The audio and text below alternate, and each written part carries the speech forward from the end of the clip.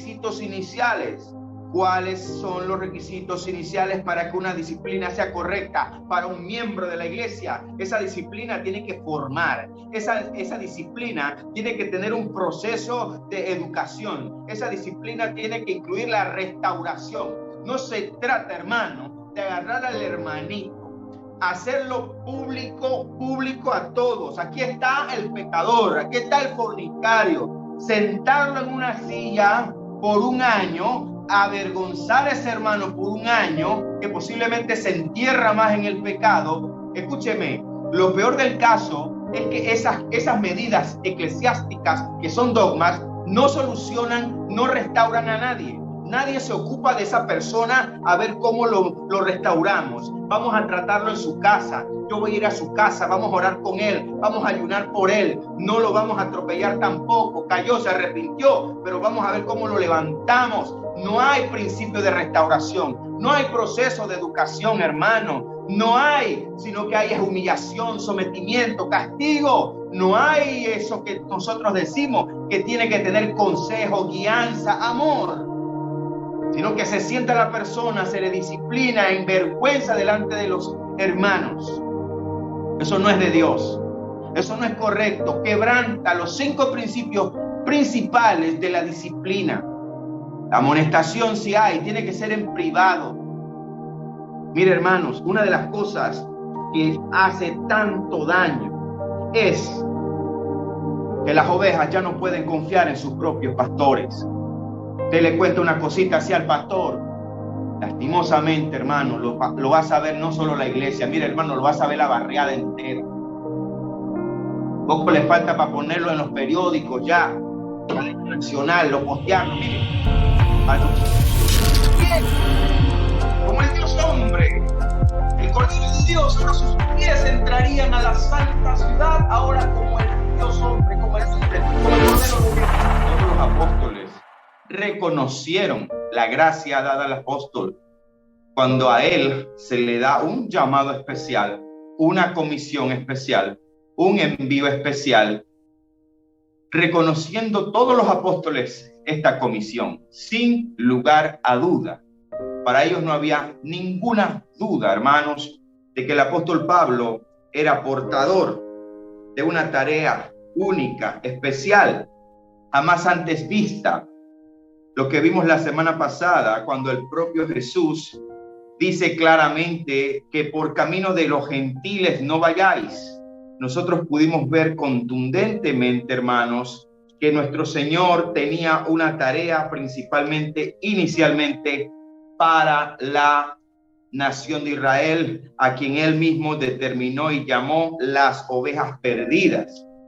Los propios apóstoles trataron en un momento dado de detener a una mujer que le pedía ayuda, auxilio a nuestro Señor. Los apóstoles decían: repréndela porque da voces, repréndela porque da voces. Y la palabra de nuestro Señor, cuando también le responde a la mujer diciéndole que no es permitido darlo de los hijos a los perrillos. Y usted conoce la respuesta. Esto fue nuestro fundamento, hermanos. Los apóstoles no tenían ningún inconveniente con esto. Los apóstoles, cuando hablaban acerca de promesas grandes, cosas grandes que sabían que estaban ya determinadas en aquellas cartas que Pablo ya venía escribiendo. Apóstoles como el apóstol Pedro, cuando están ellos escribiendo en sus propias plumas, ellos saben que hay un hombre que le está predicando a los gentiles de cosas increíblemente nuevas, cosas diferentes. Si para los apóstoles de Jesús, a las columnas como el apóstol Pedro, como el apóstol Juan, como Santiago, como lo vimos en Gálatas capítulo 2, para ellos no era extraño. ¿Por qué? Yo me hago la pregunta, ¿por qué a nuestra iglesia hoy en día les cuesta entender, creer y recibir de que nosotros tenemos a un apóstol que fue comisionado para esa obra? En segunda de Pedro capítulo 3, lo tengo que repetir, hay un apóstol Pedro, hermanos, el que cortó la oreja, El apóstol Pedro, el que le dijo al Señor, si tú das la palabra, yo voy a caminar. Ese apóstol Pedro, en su segunda carta, en el capítulo 3:15, ese apóstol, hablando del apóstol Pablo, Pedro hablando de Pablo, dice: y tened entendido que la paciencia de nuestro Señor es para salvación. Como también nuestro amado hermano Pablo, Pedro habla de Pablo, dice así: según la sabiduría que le ha sido dada, os ha escrito casi en todas sus epístolas, lo que hoy conocemos como las cartas paulinas, lo que hoy tenemos como fundamentos de la iglesia. Cuando el apóstol Pedro se refiere aquí, casi en todas, no en una, casi en todas sus epístolas, Pablo habla de estas cosas, dice Pedro, hablando en ellas, hablando en las cartas, de estas cosas entre las cuales hay algunas cosas difíciles de entender. Estas cosas, dice Pedro, las cuales los indoctos e inconstantes tuercen, como también las otras escrituras, para su propia perdición. Hermanos, leyendo bien entre líneas aquí, el apóstol Pedro está diciendo que en las cartas del apóstol Pablo están escritas las más grandes revelaciones, iluminaciones que hoy nosotros conocemos y determinamos que representa el fundamento sobre el cual nosotros, como un cuerpo bien organizado, como dice el propio Pablo en Efesios 2 y 3, va creciendo como coyunturas, hermanos.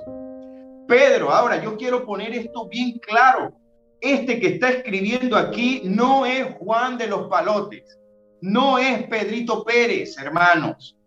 Se trata del apóstol Pedro, columna, baluarte, hombre que caminó con el Señor. Si ese apóstol Pedro está marcando una pauta, está diciendo: señores, este hombre llamado Saulo tiene un llamado, y ese llamado le ha provisto de una sabiduría. Esa sabiduría del apóstol Pablo está registrada en todas sus cartas, señores. Lo que el apóstol Pedro está haciendo al mundo entero y a la iglesia del futuro también es: señores, esas cartas llenas de sabiduría del cielo, yo le di la diestra en señal de compañerismo a él y a Bernabé. Pedro está diciendo: yo le di a él el reconocimiento de que él fue llamado a los gentiles. Ahora, aquí hay un Pedro escribiendo y marcando que en las cartas del apóstol Pablo están cargadas de una sabiduría del cielo, de una sabiduría especial.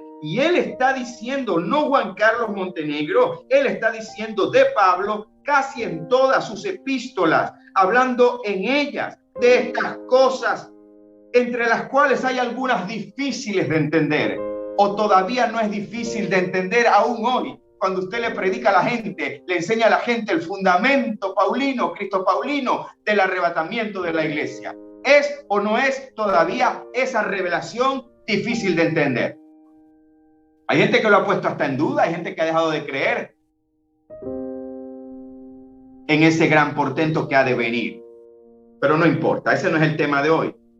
El fundamento inicial es que, señores, estamos hablando de un hombre cátedra, de un hombre lleno del Espíritu Santo, de un hombre que representaba autoridad, aún siendo él uno que decía: yo anciano entre vosotros. Él nunca dejó de representar una grande autoridad dentro del cuerpo de Cristo hasta que entregó su vida por causa del evangelio. Este no es cualquier pintado en la pared. Y este Pedro está diciendo: señores, yo que soy Pedro, les tengo que decir que hay otro que se llama Saulo, otro que se llama Pablo. Ese hombre fue llamado, ese hombre tiene una sabiduría especial dada del cielo. Ese hombre ha dejado registro en casi todas sus epístolas de cosas que aún a mí mismo me explotan la cabeza. En palabras más sencillas, el apóstol Pedro está diciendo: aún a mí, las cosas que ese hombre ha escrito en esas cartas, esos grandes fundamentos, a mí me revientan la cabeza, pero por la gracia del Espíritu Santo las puedo comprender. Solo que hay otros indoctos que le están torciendo, lo están sacando de contexto. Ahora, fundamentalmente la iglesia tiene una sola roca, y esa roca es Cristo. Fundamentalmente la iglesia fue basada en todo lo que se escribió por medio de los apóstoles, incluyendo lo que estaba en los profetas, decodificando todo. Lo que hoy vamos a traer, hermanos, son ya detalles de fundamentos cristopaulinos que, como acabo de introducir, el propio gran apóstol Pedro respetó. Y la pregunta es, ¿quién soy yo para no reconocer que este hombre portaba lo que hoy sabemos ya es el fundamento sobre el cual la iglesia sería edificada, incluyendo lo que los demás apóstoles también escribieron, como esas dos cartas de Pedro nos bendicen y son fundamentos también? Pero aún ellos respetaban lo que escribió el apóstol Pablo, porque él fue enviado a los gentiles. ¿Me hago entender hasta este momento? Estamos claros en este momento, ¿verdad? En doctrinas especiales cristopaulinas, nosotros queremos traer luz, traer iluminación de parte del Espíritu Santo a temas que posiblemente han sido controversiales, poco enseñados, y temas que posiblemente han sido llevados a categoría de dogma. ¿Qué es un dogma, hermano? Es todo lo que los hombres establecen sin la debida justificación bíblica. Es cuando hombres tomando textos fuera de contextos y sin saber dónde está el verdadero fundamento, agarran de la Biblia cualquier parte, cualquier lugar y lo justifican. Si no fuese así, no existieran las sectas que antes nosotros como cristianos señalábamos. Pero mucha de nuestra propia iglesia evangélica, que antes tenía la audacia de señalar algunas cosas, ahora ellos han tenido que ser pasados por filtros donde la propia iglesia evangélica ha caído en algunos dogmas y tradiciones generadas enteramente desde adentro. Nosotros mismos hemos visto la transformación que ha venido teniendo el evangelio de Cristo y la iglesia evangélica en particular a través de los últimos 30 años. Indiscutible, transformaciones, doctrinas que se han convertido en fundamento cuando no tienen la verdadera sustentación bíblica, cayendo ahora en categoría de dogma, doctrina de hombres. Una de esas, hermanos, que nos va a ayudar mucho es lo que se considera dentro de la iglesia del Señor la disciplina. La disciplina. Puede anotar en su Biblia, vamos a abrir un paréntesis de la disciplina según la doctrina bíblica cristopaulina.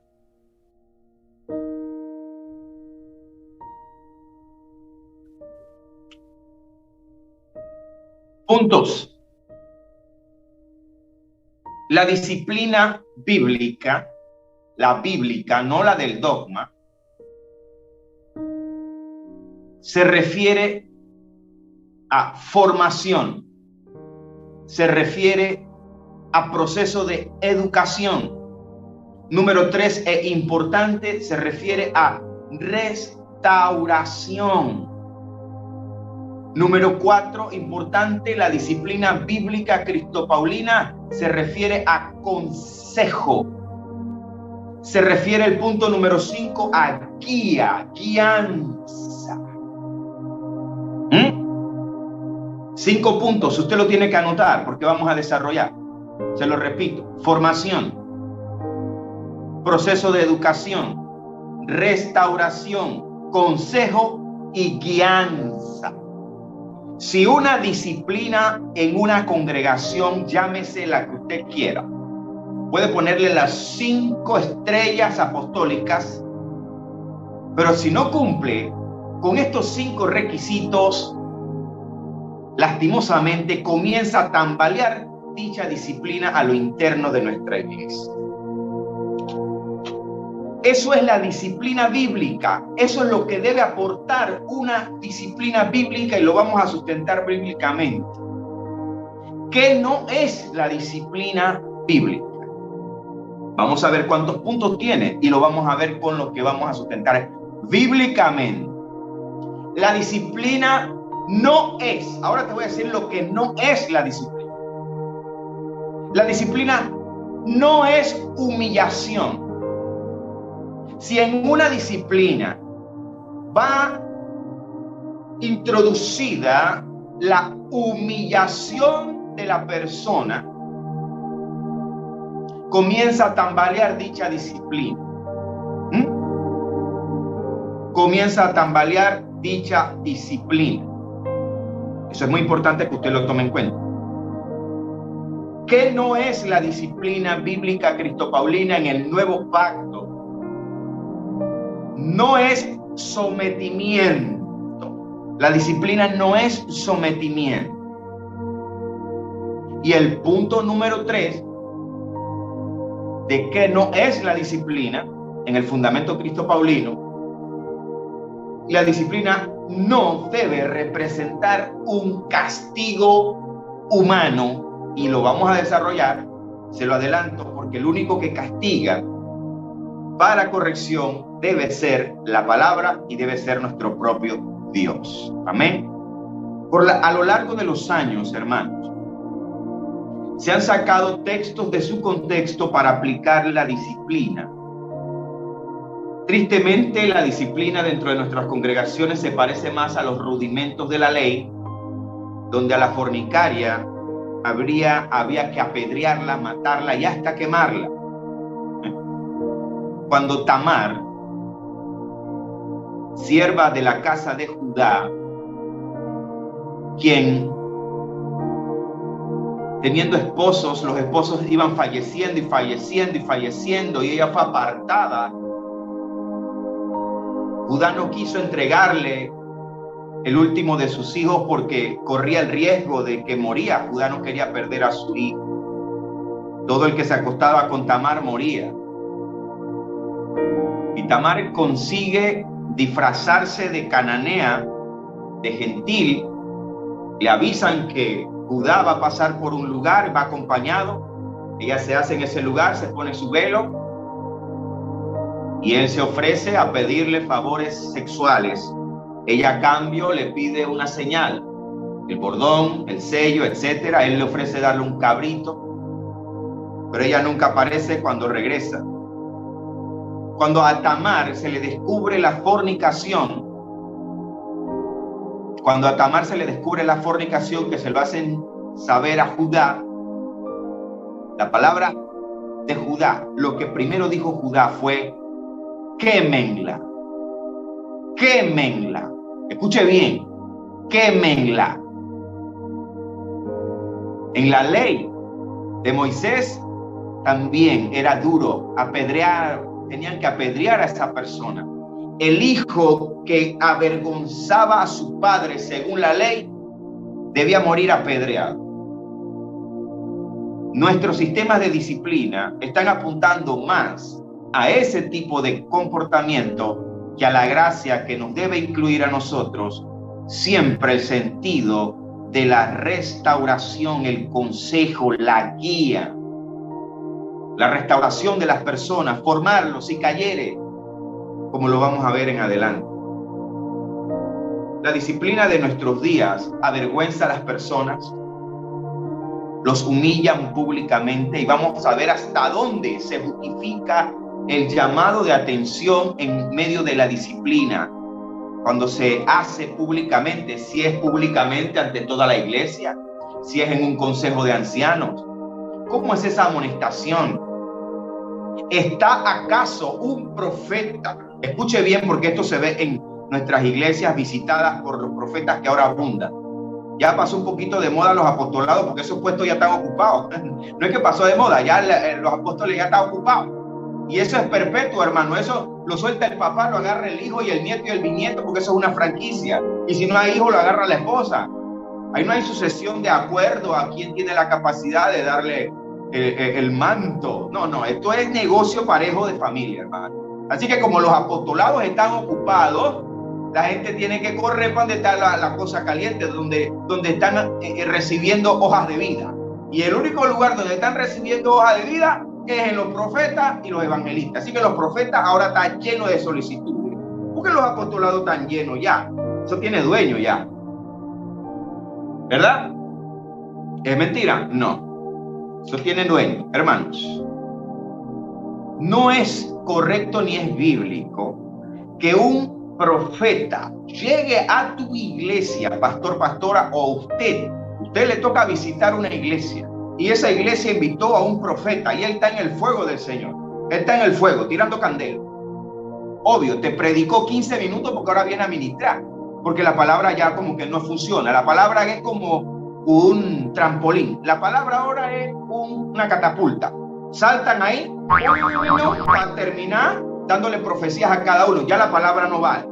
Te predican 10, 15 minutos porque ahora hay que ministrarle uno por uno. Eso no es bíblico, no es escritural, pero eso es la moda que hacemos. La gente le gusta, pero no debe y no es correcto que un profeta llegue a tu iglesia y que sea ese profeta y no tu pastor o no el conjunto de ancianos, que ese profeta que nadie sabe de qué palo se cayó ese aguacate, llega a tu iglesia y él se va a poner a dar profecía y señalar el pecado oculto de las hermanitas o los hermanitos de la iglesia. Hermano, eso quebranta absolutamente los 5 puntos de lo que es la disciplina que yo les acabo de decir. Los 5 los quebranta en bomba, se los lleva de una sola cornada. Un cachazo se llevó a los 5. No es correcto, no es bíblico. ¿Por qué usted tiene que aprender esto? Hermano, usted debe tener la capacidad.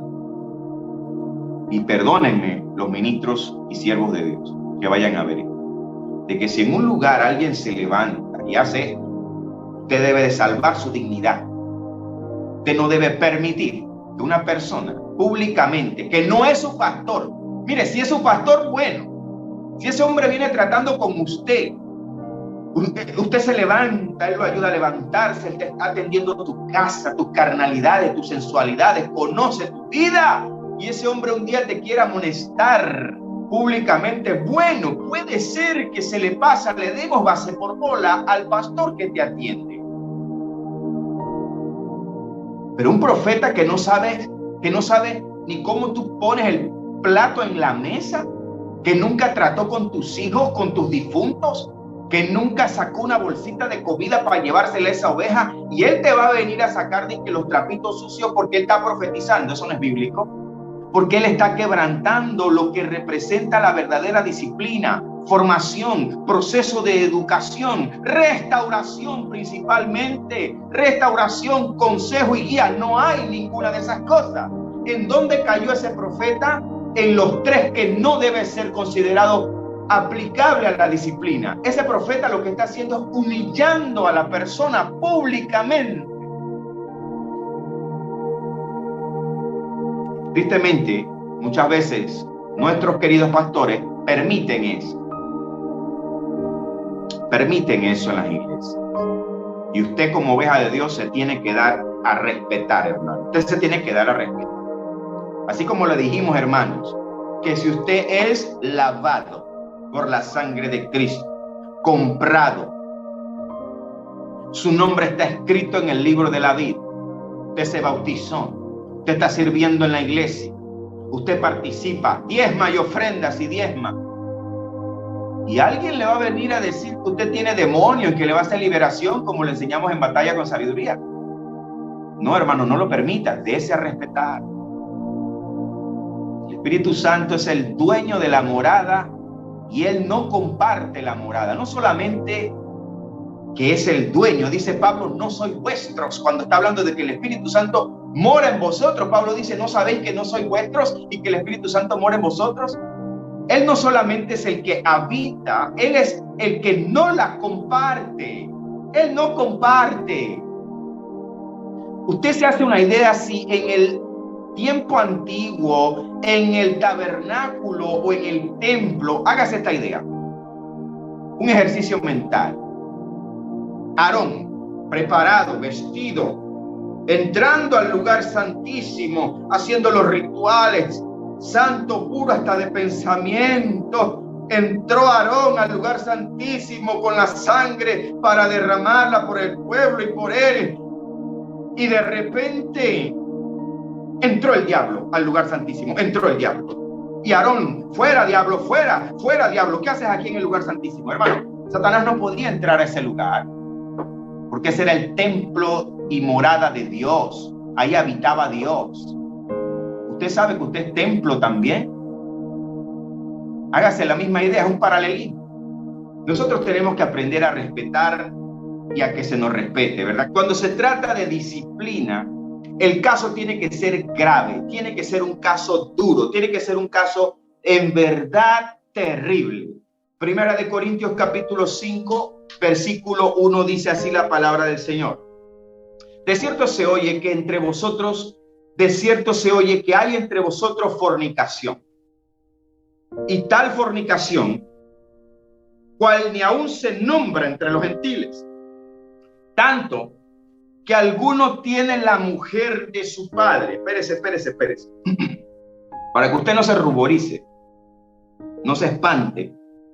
La versión original no dice la mujer de su padre. Usted sabe que la Reina Valera a veces no deja los premiecitos. El texto original en el griego dice así: se ha sabido que uno de ustedes tiene como mujer a su propia madrastra. Amén. Tengo que decirlo porque posiblemente la gente cuando lee esto dice, wow, era la madrastra que había tenido relaciones, intimidad, fornicación, adulteraron, y este pecado era terrible. Y vosotros estáis envanecidos. ¿No deberíais más bien haberos lamentado para que fuese quitado de en medio de vosotros el que cometió tal acción? Hermano, cuando una persona dentro de una iglesia cae en este tipo de pecado, es posible que más fácil sea directamente la amonestación. Escuchen, tengo que decir esto antes.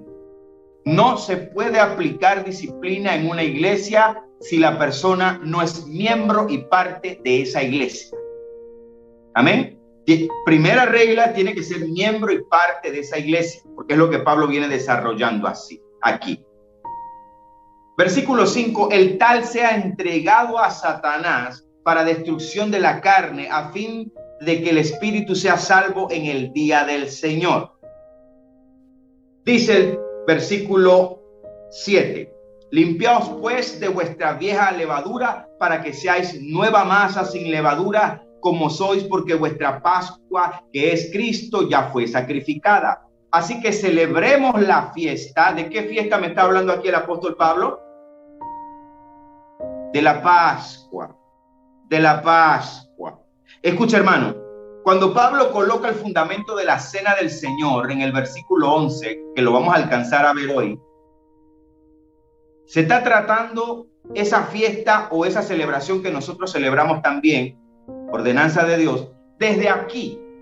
Lo que Pablo está tomando en cuenta es que antes de esa fiesta, antes de la fiesta, es decir, antes de tomar la cena, la Santa Cena, en 1 Corintios capítulo 11, el apóstol Pablo pone orden a la cena del Señor, que es un fundamento paulino, Cristo paulino. ¿Ok? ¿Qué quiero que usted tome en cuenta aquí? El ejemplo que se da aquí de inmoralidad sexual. Escuche, la palabra fornicación no existe en ningún texto original. La palabra que existe en el original es inmoralidad sexual. No existe la palabra fornicación, salvo cuando se está hablando de fornicación espiritual, no de la física. De la física literal se habla de inmoralidad sexual en todos los textos originales. Repito el versículo 8. La preocupación de Pablo es que estas dos personas que se les descubre ese pecado dentro de la iglesia, por favor, hermanos, saquen a ese muchacho de la congregación antes de que llegue la cena del Señor. Eso es el caso que se está viendo aquí. Versículo 8, lo repito. Así que celebremos la fiesta. ¿Cuál? La Pascua, según el versículo 7. No con la vieja levadura, ni con la levadura de malicia y de maldad, sino con panes sin levadura de sinceridad y de verdad. ¿Sabe por qué Pablo hace esto? Porque en vez de que los corintios reprendan, tomen acciones, saquen al muchacho Lo que había era murmura, comentarios, para allá y para acá. Habían comentarios, hermano. Escuchen, verso 11. Más bien os escribí, que no os juntéis con ninguno, que llamándose hermano, este no era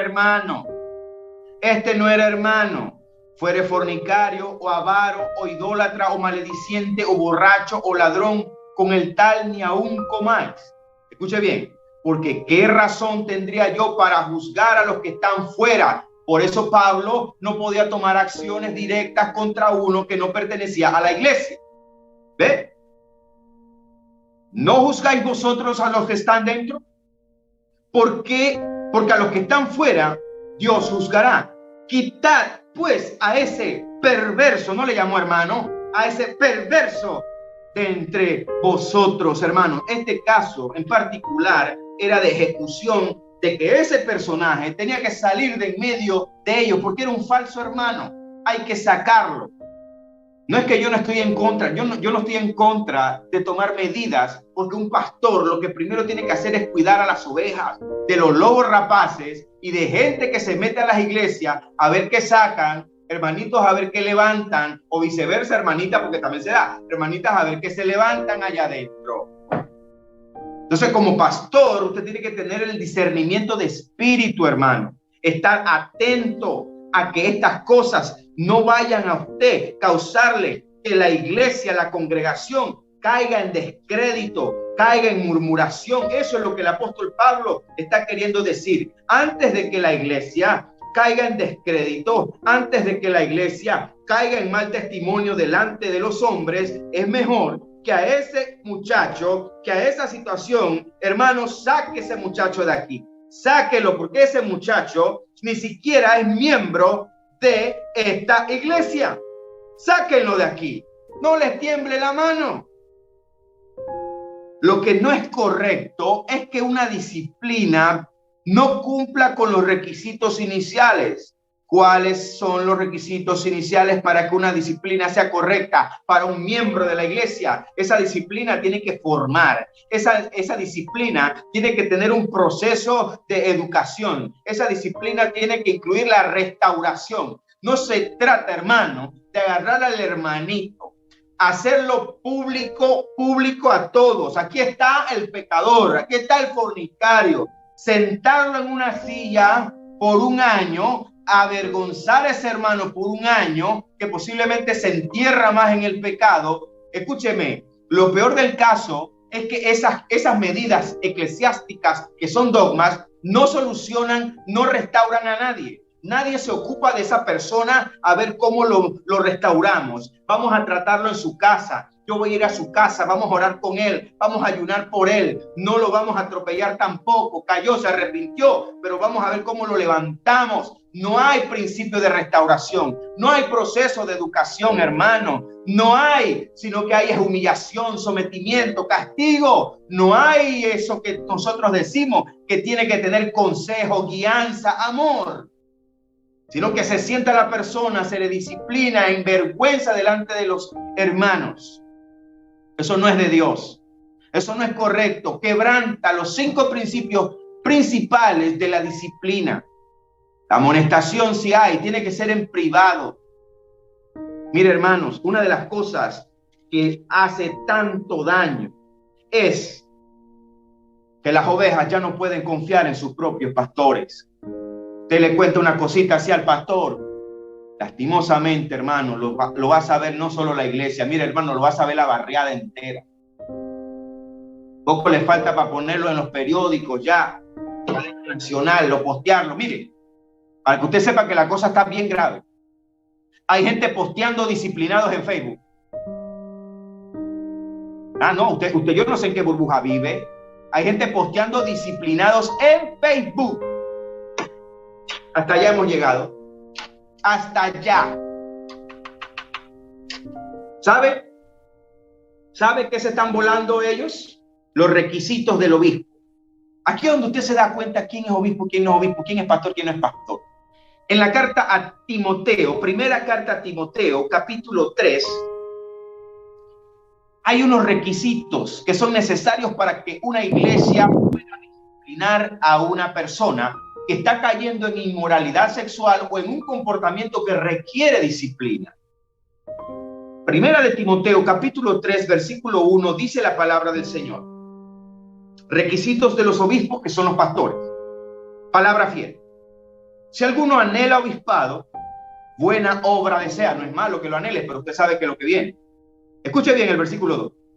Pero es necesario que el obispo, lo voy a leer todo y después voy a decir, el obispo, el pastor, sea irreprensible, marido de una sola mujer, sobrio, prudente, subraye la palabra prudente, aleluya, decoroso, hospedador, apto para enseñar, no dado al vino, no pendenciero, no codicioso de ganancias deshonestas, sino amable, apacible, no avaro, que gobierne bien su casa, que tenga a sus hijos en sujeción con toda honestidad, pues el que no sabe gobernar su propia casa, ¿cómo cuidará la iglesia del Señor?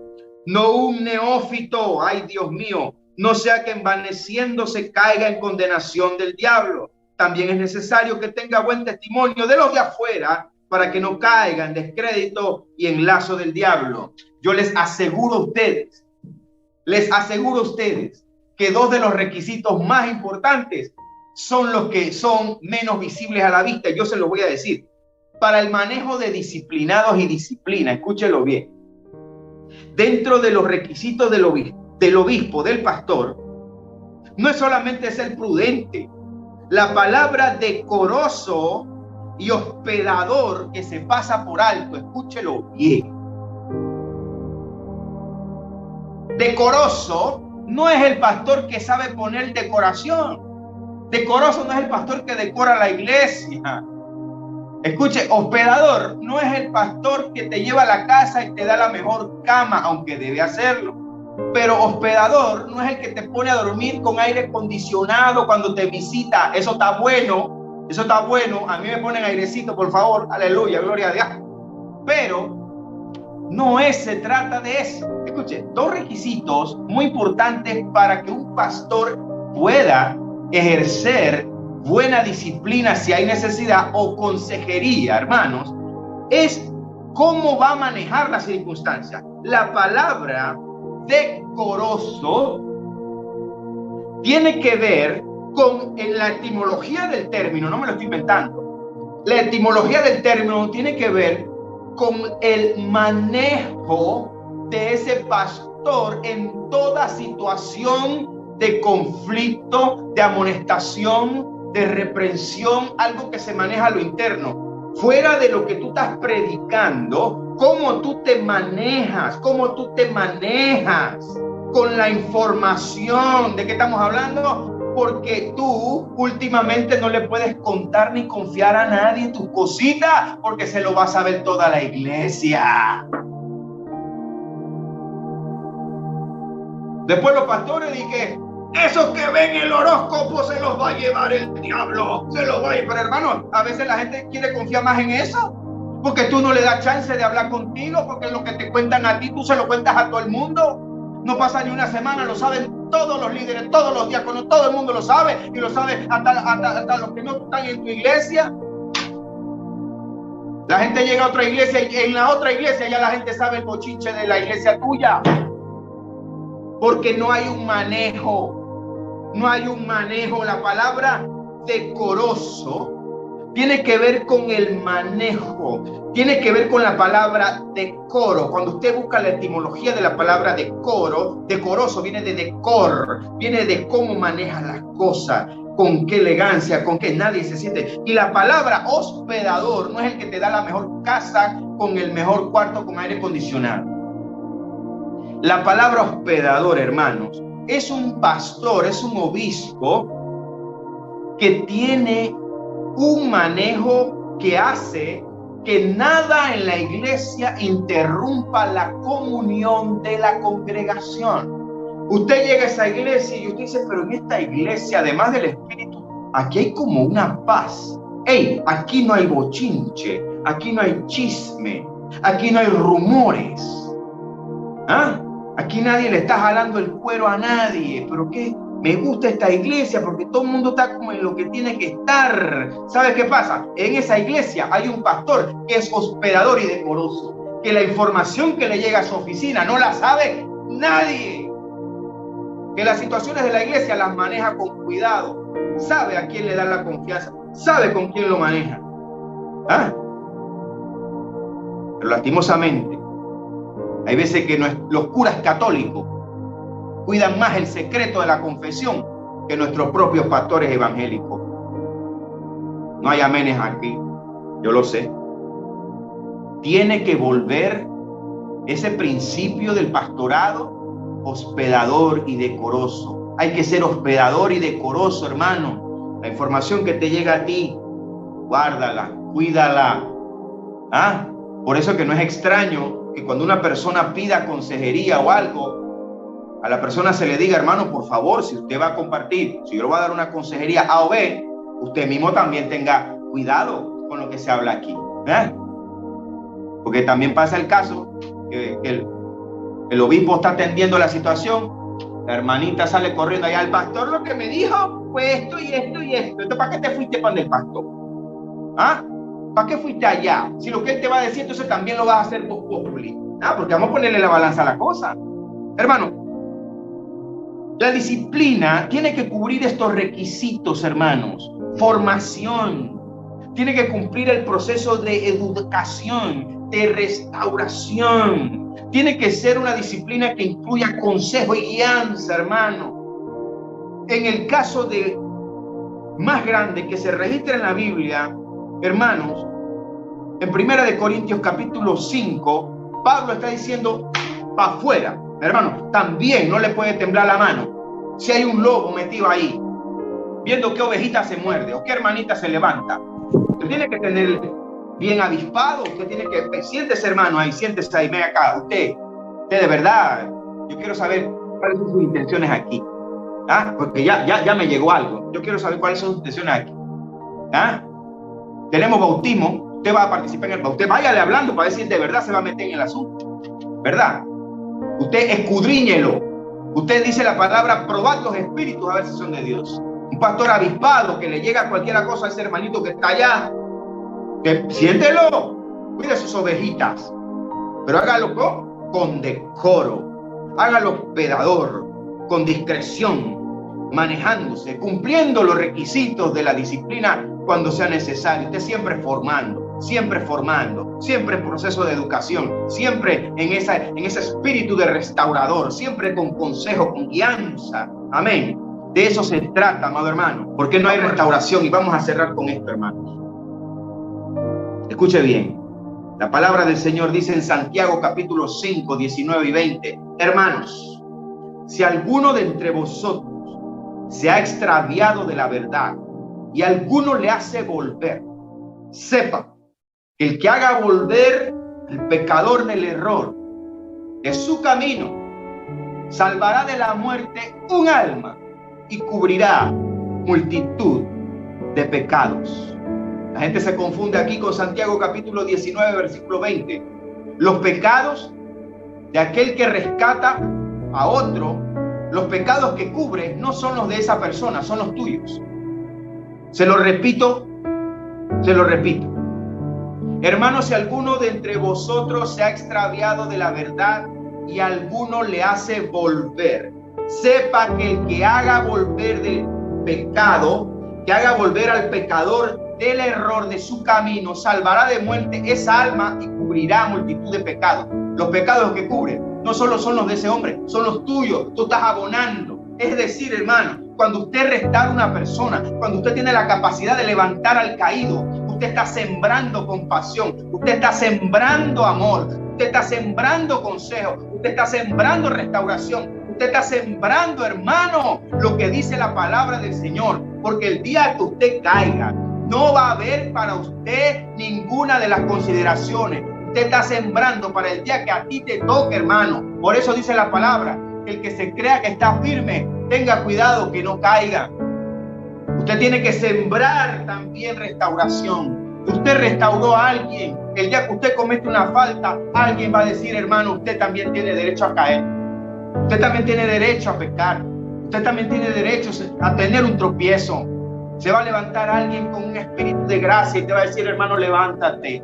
¿Por qué? Porque usted fue un hombre que sembró amor, consejo, restauración. Porque usted no se puso a pensar en el pecado de la persona, sino que usted vio el alma. Usted no le importó si era pecado de homosexualismo, no le importó si era adulterio, no le importó si era lo que sea. Usted vio a esa persona y usted vio una oveja perdida, como cuando Jesús dijo que él se alegraría por esa ovejita que iba a buscar. Así como cuando Jesús dijo, hermano, de cierto os digo que se regocija más por aquella que por las 99 que se descarriaron, que no se descarriaron.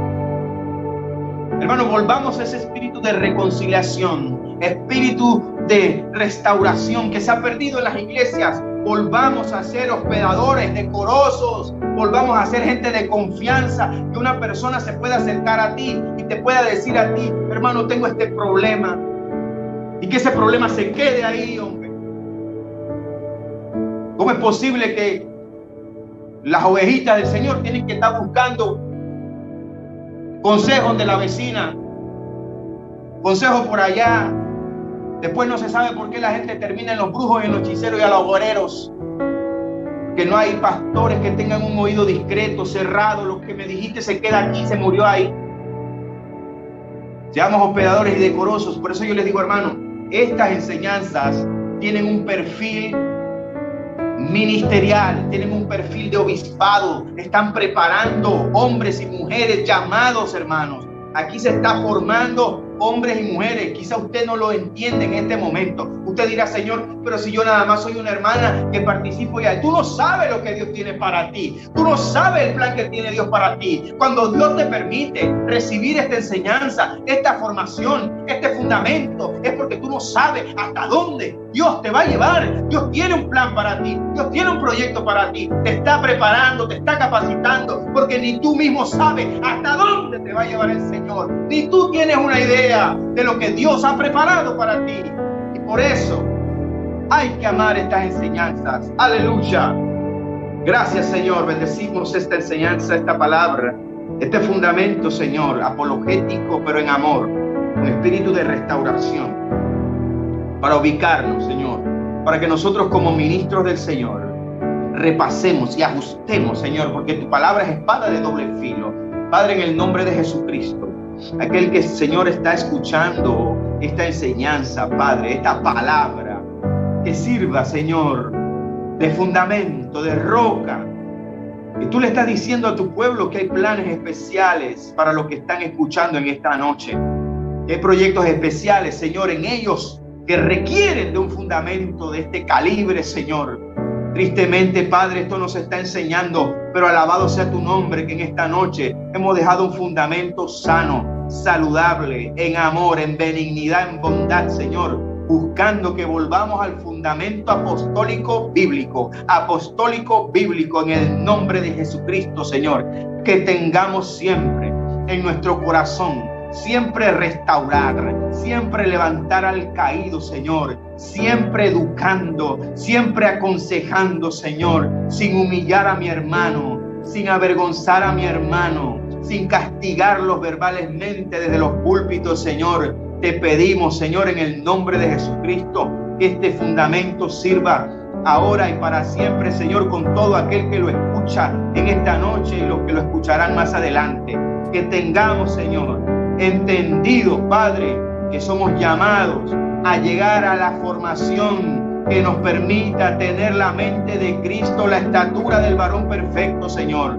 Te lo pido en el nombre de Jesucristo, el Hijo del Dios viviente. Amén y amén.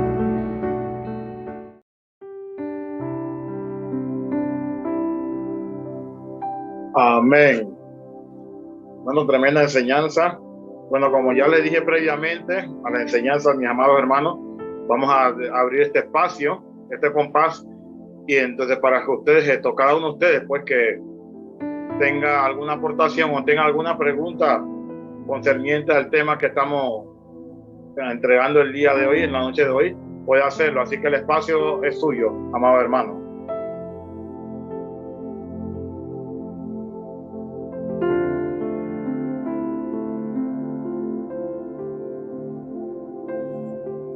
Gloria a Dios. O sea que los valientes somos los que arrebatamos el reino, así que siempre me gusta aportar, participar, porque estamos dentro del engranaje, somos parte del engranaje. Y en verdad no me avergüenzo de decirlo. Esto pasa donde me congrego. Esto es triste, porque como decía el hermano, se ha sectorizado, se ha elegido, se elige quiénes son los que pueden, según la apariencia. Es triste porque asimismo una persona, como el hermano decía bíblicamente, neófita, sin tener la preparación, el conocimiento, le otorgan el privilegio que pienso que no están en la capacidad. En la congregación donde estoy actualmente, si usted no diezma, como debe ser, a usted no le dan la oportunidad de ministrar. Es triste, y entonces no como pienso yo, que no fue como un acto de rebeldía la mía, sino bueno, vamos a ver pues. Y dejé de diezmar y nada más ofrendo, y me llamaron al cuarto frío, como se dice. ¿Y por qué no? Wow. Me llamaron al cuarto frío y me preguntaron que por qué yo no estaba diezmando, paró. Y yo dije lo que sentía, y me dijeron que no era así, que estaba equivocado. Bueno, yo digo lo que siento en el Señor, lo digo con mucho respeto, se lo digo a mi pastor. Bueno, si es así, me quedaré en la banca ahí y estaré en la calle. Que yo me subo a un bus, yo predico como un bus, eso a mí no me quita. En un parque yo reparto tratado, donde estoy de trabajo, entonces yo predico. Yo no necesito un altar para hablar de Cristo, no necesito eso. Pero es triste, hermano, es triste. Entonces, es difícil porque me ha tocado luego entonces escuchar los que están en los altares, predicar lo que en verdad ellos no practican, ellos no viven, porque lo dicen como para aparentar que son, pero con su testimonio no lo son. Entonces vemos esto aquí, lo que nos está enseñando, es fundamental esto. Por eso que una vez me trajo esa memoria, y eso es una realidad, hermano, que en la actualidad en las congregaciones se está viviendo. Esto se está viviendo. Entonces es de rescatar, como decía el hermano, enseñaba de restaurar, de capacitar para enseñar. Pero esto, tristemente, esto no se enseña, no se comparte. Entonces, esto no logra escalar en las congregaciones. Entonces no se explota esto, pues, de volver a ese rudimento, a la enseñanza del apóstol Pablo. O sea, que no se aplica. Se aplica nada más de la boca para afuera, con una apariencia para aparentar, pero verdaderamente el pastor me dijo que no era así. A mí me dijo que no era así, pero hermanos con capacidad del Espíritu, que tienen la facultad de Dios para hacerlo, no lo toman en cuenta, sino ellos se basan por el diezmo, pues. O sea que ahí, si usted diezma a un nivel, entonces ahora viene la competencia de los diezmadores. Entonces los diezmadores, como dice el hermano, los que están en los primeros puestos, entonces ellos compiten.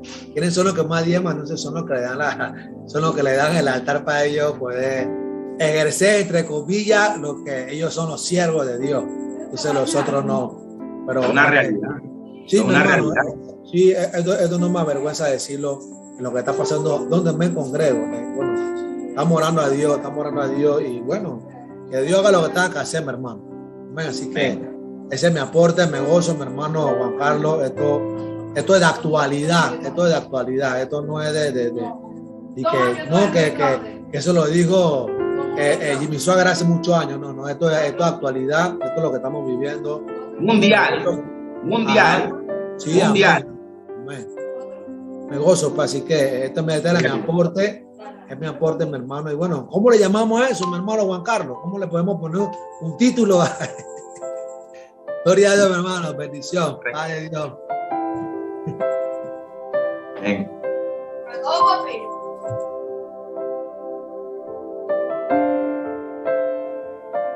¿Algún otro hermano para ir cerrando, mi amado hermano?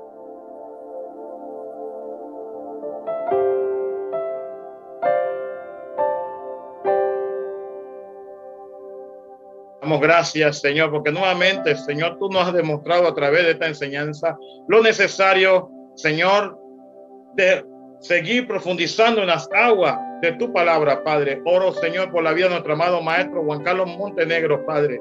Esta persona en la cual, Señor, en estos tiempos tú has puesto, Dios mío, para entregar estas valiosas enseñanzas que nacieron de tu corazón, Dios de la gloria.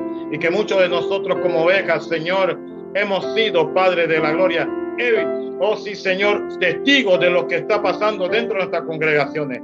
Padre, síguelo guardando. Padre, síguele dando la sabiduría, síguele dando lo necesario, Padre, para que él pueda seguir adelante en medio de los embates del enemigo, en medio, Padre Santo, de todo desánimo que pueda llegar, Señor, a su vida, Padre de gloria. Al entender cada día, Señor, que esta misión, Señor, aún no acaba, que hay que ser persistente, que hay que ser constante en esta lucha, Padre amado. Oh Dios amado, Señor, cada día síguelo bendiciendo, síguelo guardando, Padre. Oh Dios de la gloria, suple sus necesidades, dale salud y medicina a ese cuerpo, Padre. Bendice, Señor, a sus padres, a sus madres, a sus hijos, Señor, todos los que están, Señor, a su alrededor, los que de él dependen, Dios amado, Dios de gloria. Padre, dale la fortaleza para que él siga levantando esa obra donde quiera que vaya, Señor. Tu gracia lo acompañe, Padre. Tu misericordia, Señor, no se aparte nunca de él. Dios amado, Dios de gloria. De esta misma manera oro, Señor, por cada uno, Señor, de mis hermanos y hermanas que están conectados en esta plataforma, Dios mío, Padre amado, Padre de gloria. Señor, síguelos bendiciendo, síguelos guardando. Dale la oportunidad de cada martes, Señor, seguir, Padre, conectándose, aprendiéndose, Señor, oh Dios, cada una de las palabras de los dichos de tu boca a través de esta enseñanza, Padre amado, Padre santo. Sí, Señor. Sí, Dios de la gloria, y que no solamente eso, Padre, que podamos entregar a otras personas la facilidad, Señor, oh Dios Padre, de enseñar a otros, de demostrarles tu carácter, tu amor, tu misericordia a través de esta enseñanza. Todo esto te lo pedimos, Dios amado, en el nombre de Jesucristo. Amén y amén. Dios me lo bendiga, mi amado hermano. Gracias y paz.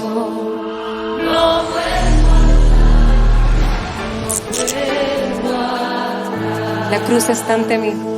La cruz está